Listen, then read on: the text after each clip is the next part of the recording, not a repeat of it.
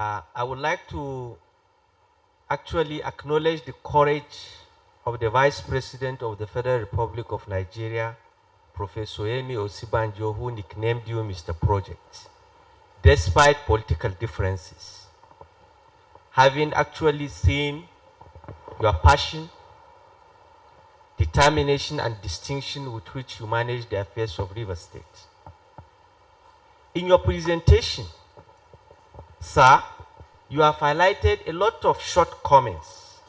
Can you actually please summon the courage to also acknowledge the positive strides of the Buhari-led administration, federal government, in terms of national unity, development, and stability? Thank you, sir. Then let me talk about the positive drive. We didn't come to talk about anybody here. What you are talking about, Africa. And Africa, we're making analysis, right? So I will not talk anything about positive strive. The mere fact that Emir Sibajo called me Mr. Project, that does not mean that I should also come and say something you didn't do, you did it. I won't do that. I won't do that. This is not a place for me. What I came here is to give lecture.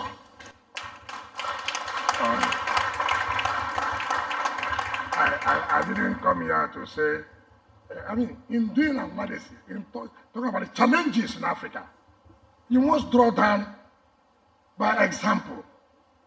I didn't come here to criticize any particular government, but there's no way I cannot draw one or two cases of what is happening in our country in relation to the African challenges. Of course, there's no way that you can say government may not have one or two things, but that means that's not enough. That's not enough. You may have done everything, but issue of insecurity is a problem. That has dwarfed everything if you have done. Thank you.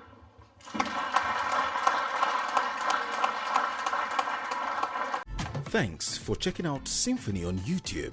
Please be sure to subscribe and like our videos for updates.